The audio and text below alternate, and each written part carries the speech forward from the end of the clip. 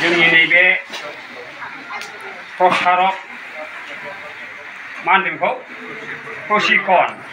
अर्थात प्रसारकफोरखौ जोङो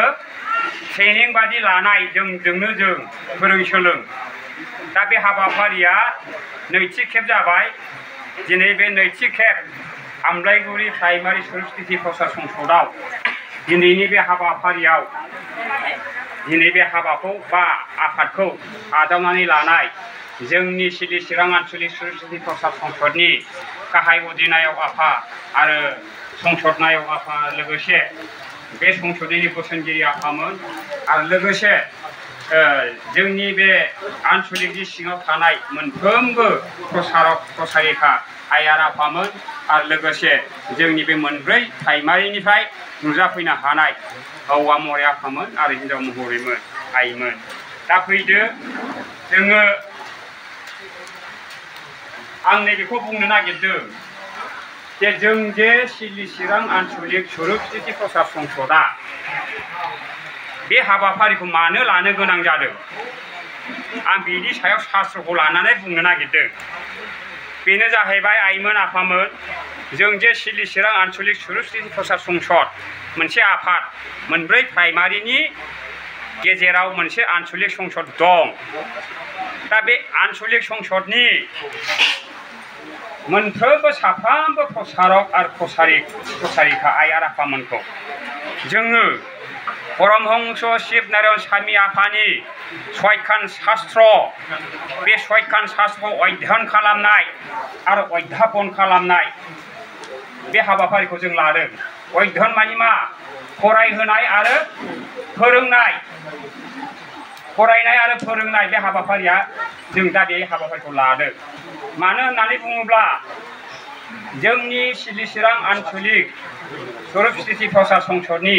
गाहाय थांखि आरो नोजोरानो बेनो जे जों प्रसारक आरो प्रसारिका बे आइमोनखौ जोंनि बे आन्चलिकनि सिङाव थानाय बा संस्कृति प्रसार संसदनि सासे मा होनदों रोंगौथि गोनां शास्त्रनि बागै धर्मनि बागै बेबादि रोंगौथि गोनां जोङो भक्त हिसाबै बा प्रसारक हिसाबै खालामनो जोङो नाजादों आरो मा बेखायनो जोङो दा मोनब्रै प्राइमारिजों जोङो जयैनो बे प्रसारक ट्रेनिंखौ लानाय जादों आरो मा बे हाबाफारिखौ। प्रसारक ट्रेनिं जों मानो लानांगौ प्रसारकफ्रा मा मा दायित्व दं माब्रै सोलिनांगौ आरो बोरै शास्त्र फरायनांगौ बेफोरखौनो जोङो दा फोरोंलायनो नागिरदों सोलोंलायनो नागिरदों आरो मा। दा बेखायनो नै बेवहाय परम कल्याण गीतानि 47 पृष्ठायाव बुंदों 47-57 पृष्ठायाव दा बेवहाय होननानै बुंदों नै जोङो साफ्रोमबो भक्तफ्रा बा प्रसारक प्रसारिकाफ्रा ओरैबायदि जानांगोन जे आत्मबोध बा ब्रह्म प्राप्तिर जन्म प्रथमे शास्त्र बिसार आबश्यक होनदों नै। जों दा बयबो जिउ सिनायनो रोंनांगोन जिउखौ मोनदांनो हानांगोन मिथिनो हानांगोन आइमोन आफामोन आरो ब्रह्मखौ जों सिनायनो रोंनांगोन होनदों। जोंबो दा ब्रह्मखौ सिनायाना मिन्थिया जोङो ब्रह्मआ मा जिनिस आरो जोंनि जिउ आत्माया मा जिनिस जों बेखौ मिथिनो हाया। बेखायनो गिबियाव बुंदों नै आत्मबोध बा ब्रह्म प्राप्तिर जन्म प्रथमे शास्त्र बिसार आबश्यक। जों जिउखौ सिनायनांगौबा ब्रह्मखौ सिनायनांगौब्ला गिबियाव जोङो शास्त्र बिजिरनाया गोनांथिथार होनदों। गिबि शास्त्रखौ मिथिनांगोन शास्त्रखौ फरायनो रोंनांगोन शास्त्रखौ फरायनो रोंग्रोनांगोन होनदों आरो माने बेखौ माबोरै खालामनांगौ माबोरै मिथिगोन जों बेखौ आन्तरिक प्रीतिर सहित जों गोरबोजों बा गोरबोआव मोजां मोननायजों होनदों अननायजों गोरबो सिङाव मोजां मोननायजों शास्त्र बेद बेदान्त बिसारे होनदों नै शास्त्र बेद बेदान्तखौ बिजिरोब्लासो ओमफ्राय परिश्रम खालामोब्लासो होनदों नै मेंग्लियोबासो बिजिरनानै मेंग्लियोबासो तबे तत्व प्रकाश হয়। जोंनि बे परमात्मानि तत्व बे तत्वफ्रा शास्त्र तत्वफ्रा बेरखांगोन होननानै बुंदों आरो माने शास्त्र फरायोब्लासो। जों दा साज्रां प्रसारक जानानै पुरहित जानानै शास्त्रजों सोमोन्दो गैया बेनिखायनो जों दा परमात्मानि तत्वफोरखौ शास्त्रनि तत्वफोरखौ जोङो दा मोनदांनो हाया मिथिनो हाया जोंनि जिउखौबो आत्माखौबो जों मोनथिया ब्रह्मखौबो जों मोनदांनो हाया बे रावखौ बहाय बुंदों आरो मा जों परिश्रम खालामोब्लासो शास्त्रफोरखौ फरायनानै मेंग्लियोबासो सत्यफ्रा प्रकाश जायैनो बेरखाङो होननानै बुंदों। केन'ना जन्मग्रहण खाले सकले अबट जोङो जोनोम लानाय समाव बिमानिफ्राय जोनोम मोननाय समाव जों बयबो अबट मिथिरोङा जोङो ओरैनो जोङो दङमोन अबटै जेबो मिथिरोङै जेबो मिथिरोङै बेबादि अबट बिनिफ्रायसो परे होनदों नै बिद्या भाषे क्रमश पण्डित हय बिद्या सोलोंनानैसो लासैनो पण्डितफोर जायो आरो मा दालाय जों पण्डित होनाबा गिदिर गिदिर पण्डित बे पण्डित जानो हायो आरो मा बेबादि शास्त्र फरायना लेखा रोङोब्लासो बेखौ होननानै बुंदों आरो माने বিদ্যাভ্যাসের জন্য যে পরিশ্রম তাহার নাম কর্ম বিদ্যা फोरोंनाय फरायनाय बिद्या सोलोंनाया बे परिश्रम बिद्या सोलोंनो थाखाय परिश्रम खालामनायाबो बेबो मोनसे कर्मनो आइमोन आफामोनजों खालि बे हाल खदाल बायदिसिना बेबहारि संसारनि बेबहारि खामानि मावनायावल' कर्म नङा बिद्या सोलोंनाय बिद्या फरायनायाबो कर्म होननानै बुंदों आरो माने बे बेखायनो होनदों आइमोन आफामोन खोनासं যতক্ষণ আপনার অন্তরে অন্তর্যামী গুরুর কথার ভাবার্থ না বুঝিতে পারিতেছ जेब्लासिम नोंनि गोरबोआव गोरबोगिरि गुरुनि खोथानि साननायखौ बा भाबखौ भाबार्थखौ ओंथिखौ बुजिते ना पारितेस होनदों नै बुजिनो हायाखै मोनथिनो हायाखै ততক্ষণ জ্ঞানবান ব্যক্তি জ্যোতি স্বরূপ এবং সৎসাথের সহিত সঙ্গ করিবে अब्लासिम गियान गोनां सुबुंजों ज्योति स्वरूप परब्रह्मजों आरो नैबे सत्शास्त्रजों संग जानांगौ होनदों मा संग खालामनांगौ लोगो जानांगौ आइमोन आफामोन बुजिबाय जों जुदि बे तत्त्वखौ मिथिनांगौब्ला इसोरनि तत्त्व धर्मनि तत्त्व बाथ्राखौ मिथिनांगौब्ला गियान गोनां सुबुंजों ज्योति स्वरूप परब्रह्मजों आरो नैबे शास्त्रजों लोगो जा होननानै बुंदों आरो मा दा बे हिसाबैनो जों दा प्रसारकफोरखौ साफा साफा ट्रेनिं आखारै फरायहोनाय आखारै सोलोंनाय फोरोंनाय नैबे खामानिखौ लानाय जादों आरो मा जों सोलोंसा सोलोंलायनो नागिरदों बेवहाय मान अपमान जय पराजय जेबो खोथा गैया जों गासिबो समान नोजोरजों सोलोंलायनो थाखाय जों बे हाबाफारिखौ लादों आरो माने बे ओमफ्राय नों যখন আপনার অন্তরে অন্তর্যামী গুরুর প্রকৃত ভাব বুঝিতে পারিবে তখন আর বাহিরে আলোচনায় প্রয়োজন থাকিবে না जेब्लानिखि नोंनि गोरबोआव अन्तर्जामि गुरुनि नंगुबै सान्थौखौ भाबखौ बुजिनो हाबाय तखन आरो जों बाहेरायाव आलोचना खालामनांगौ गैला होनदों दा जों बिराद आलोचना खालामो गावजों गावनो जोंनि धर्मनि मानसिफ्रानो धर्मआनो ब्रह्मना हनै गुलाय गुजाय जाजोब्बाय दिनै गाबोन एखेबारे सोलाय सोल' जाजोब्बाय बेबायदि बुङो दिनै दस्रा गाबोन दस्रा मुफा मुफा खालाम खिन्थु शास्त्रआ बिदि दिनै गाबोन सोलाय सोल' जानाय खालामजानाय शास्त्र नङा जोंना बे जे लिरदों बेखौनो जों फोसावगासिनो दङ आरो माने बेखायनो बे गोरबोगिरि इसोरा नोंनि गोरबोआव जुदि नंगुबै इसोरनि तत्त्वखौ बुजिहोबायब्ला आरो नों बायह्रायाव आरो जेबो आलोचना खालामनांगौ गैला होननानै बुंदों आलोचना खालामनाङा आइमोन आफामोन जोङो गाव गावनि धर्मखौ बाख्नायनांगौसो जिहेतु जोंनाव नै शास्त्र बुंगासिनो दङ दा गोबां मानसियानो बिश्वकर्मा होनो मोनि दुखु मोनदों शास्त्र बिश्वकर्मा फुजा गैया लक्ष्मी फुजानि एक्सट्रा फुजा होनायनि माबा गैया दुर्गा कालि मोदायनि एक्सट्रा फुजा होनायनि नियम निथि गैया एक सासेल' इसोर बे सासेल' इसोरखौनो मिथिनो थाखाय शास्त्र फरायनो होनदों नै शास्त्रजों लोगो जा गुनि गियानि व्यक्तिफोरजों लोगो जा ओमफ्राय ज्योति स्वरूप परब्रह्मजों लोगो जा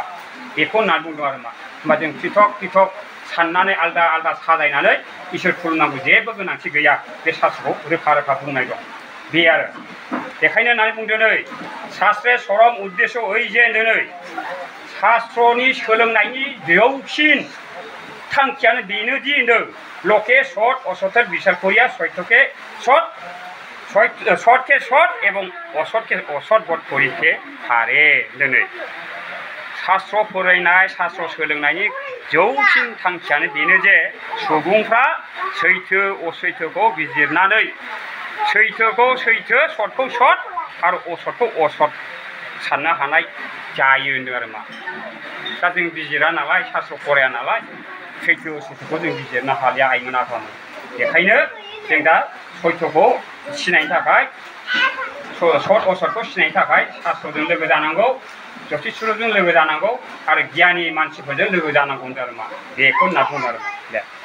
सत शब्द जे पूर्ण परम ज्योतिषुर ईश्वर आत्मा गुरु होनदों नै जाय सत होनदों बे सत सोदोबनि सोदोबानो जाहैबाय मा पूर्ण परब्रह्म ज्योतिषुर ईश्वर जिउमा गुरु होनदों बेखौसो बै इसोरखौसो তাহাকে শাস্ত্র প্রমাণে রাজা প্রজা পণ্ডিতে বিচারপূর্বক গ্রহণ করা কর্তব্য बे ज्योतिषुर परब्रह्मखौनो शास्त्र फोरमानजों शास्त्रनि फोरमान होनायजों राजा प्रजा पण्डितफ्रा बिजिरनायजों आजावनानै लानायानो जोंनि मावनो गोनांथार हाबा आइमोन आफामोन मिथिबायना बेखौ होननानै बुंदों नै शास्त्रनि फोरमानजोंसो बे सयथ असयथखौ मिथिनो हायो बेखायनो राजा प्रजा गासैबो बेखौ मावनांगौसो होनदों नै बे जे कार्य करिले परमार्थ ओ व्यवहार कार्य उत्तम रूपे सिद्ध হয় তাহাই মনুষ্যের একমাত্র কর্তব্য যাই হাবাखौ मावोब्ला परमार्थ आरो व्यवहार कार्य परमार्थ मानि मा इसोर सिबिनाय आरो व्यवहार मानि नखर संसाराव मावनाय व्यवहारिक कर्म आखुथाय बेखौ बे हाबा मावनायखौ मोजां रोखोमै मावफुंसारनो हायो बेनो मानसिनि एकमात्र कर्तब्य मावनो गोनां हाबाया बेसो होनदों आरो मा जाय हाबाया माने मावोब्ला व्यवहारिक आरो पारमार्थिक गासैबो मोजां जायो बेनो जोंनि मानसिनि मात्रैनो मावनो गोनां हाबा होनदों राजा प्रजा सकले एकमुखी हइया परस्पर समदृष्टि राखिबेन राजा प्रजा बयबो एकमुखी खौसेथि जानानै होनदों जों ज' लोगो लानानै नांनानै परस्पर गावजों गावनि मा होनदों समदृष्टि समान नोजोरजों समान नोजोर खालामनानै लाखिदों समान नोजोर लाखिदों अर्थात सकले आपन आत्मा इहा जानियास कार्य करिबेन अर्थात बयबो गावनि जिउ नैबेखौ मिथिनानै खामानिखौ मावदों मा जों मावोसै बेबायदि मोसौखौ आलदा अमाखौ आलदा दाउखौ आलदा आत्माखौ सिनाया नालाय बैयाव जे बुंदों आत्मा सिनायनि थाखाय जोंनो शास्त्र फोरोंदोंना शास्त्रआव दङ बे आत्मा परमात्माखौ सिनायनो हायिखायनो जोंखौ बेबायदि बुंदों आरो माने फोरोंदों परमहंसआ बेखायनो जों बयबो गाव गावनि आत्मा परमात्मानि बेखौ मिथिनानै खामानिखौ मावदों आरो मा जों ईश्वर आरो जोंनि आत्मा आरो परमात्मा बेखौ मिथिनानै खामानिखौ मावदों इहाते सकलनि सुख बेबादि मावनायाव बयहाबो सुखु जायो होनदों जोंबो सुखु जानानैबो अमा दाउफ्राव अशान्ति जाब्ला बोरै जानांगौ दिनैबो होसो जानाय गाबोनबो गावथार जानाय बुथार जानायब्ला बेखौथ' होनना बुङाखै आत्मा परमात्मा बे आत्माखौ सिनायनो थाखायनो शास्त्र बिजिरनो थिनदों बे गियान गोनां व्यक्तिफोरजों लोगो जानो थिनदों ज्योतिषुरजों संग जानो थिनदों आरो मा बे आत्मा परमात्माखौ सिनायनो थाखायनो बेबादि माबा मावोब्लासो बयनिबो सुखु जायो आरो मा जिब आत्माफ्रा काहारो सहित काहारो भावे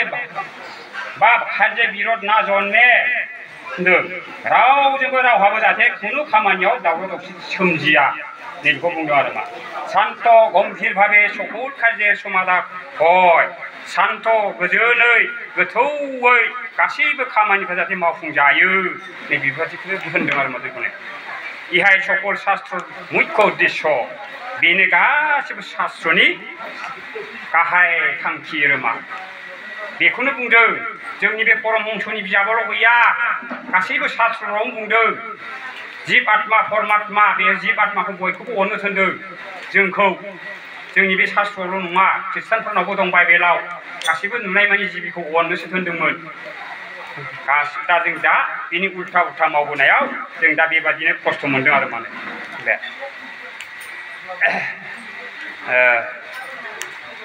कार्य ना जन्मेन शान्त गम्भीर इहाय सकल शास्त्र मुख्य उद्देश्य बेनो गासैबो शास्त्रफोरनि गोजौसिन गाहायसिन थांखि किन्तु ताहा ना हइया तदुपरिते शास्त्र এখন কেবলমাত্র বিবাদের জন্য হইয়াছে নাথায় दा बेबादिया जायाबालानो बिनि उल्था शास्त्र दा खालि गावजों गाव दावराव दावसि नांलाय खमलायसो सोमजिबाय ओरैनो बेबादि जायाबालानो दानि बे शास्त्रफ्रा मा होनदों उल्थासो दा जाजोब्बाय होननानै बुंदों आरो मा बे आरो ओमफ्रायनो नै पाठकगण फरायग्राफोर नै सुबुं फरायग्राफोर दा जोंखौनो बुंबाय आरो माने नै शास्त्र फरायग्राफोर जाहाथे এই বিষম বিবাদের ভঞ্জন হয় जाहाथे बेबो गासैबो गिलु बालु दावराव दावसिफ्रा जाहाथे सुस्राङो जोबस्राङो बिसोर नर सहित गुबैयै जोथोनजों लोगोसे सार भाग ग्रहण करिया नं गुबै सानखौ बे गुबै साननाय भागखौ आजावनानै सैरुप कार्यक्रम बे रोखोम खामानिखौ मावदों होनदों आरो जोंखौ बा बेसे गोथौ राव बे जोंनि शास्त्रआव जोंखौ मा बुंदों मा फोरोंदों दा जों बेफोरबायदि हाबाफोरखौ जों अनलायनाय आत्मबोध जानो हायाखै समदृष्टि जानो हायाखै बेनिखायनो जों दा नैबे जग्य आहुतिनि गेजेरजों जों गासैबो प्रसारक प्रसारिका आइ आरो आफामोनखौ जोङो नैबे उद्देश्य जों जे दिनै दाख्लैनिफ्राय लादों बेंटलाव जाबाय सेथि दिनै नैथि जाबाय बे प्रसारक अभियाना प्रसारक प्रशिक्षणा बे हिसाबै दिनै जोङो फोरोंलायनो सोलोंलायनो अध्ययन बा अध्यापन खालामनाया बेखौ होनना बुङो आरो मा जोंबो अध्ययन खालामबाय अध्यापन सोलोंनाय फोरोंनाय बेफोरखौनो होननानै बुंदों आरो मा दा बेखायनो जों दा बेवहाय बानो नाङा आइमोन आफामोन लाजिनो नाङा गिनो नाङा मा प्रसारकल' मा प्रसारिकामोनल'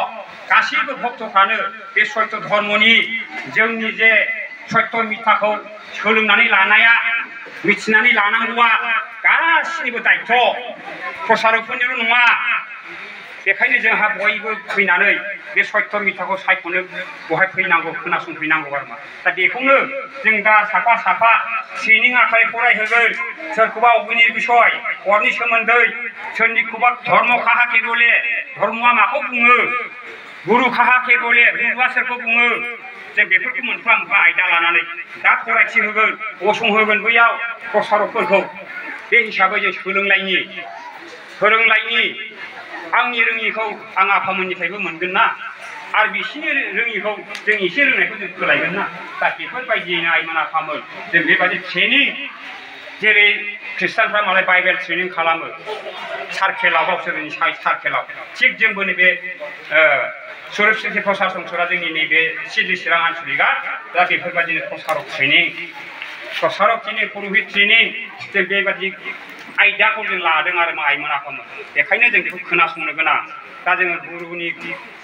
जोङो दावराव जायो गुरु दक्षिणा होनदों गुरुआ सोरखौ बुङो बेखौनो दा फरायगोन ना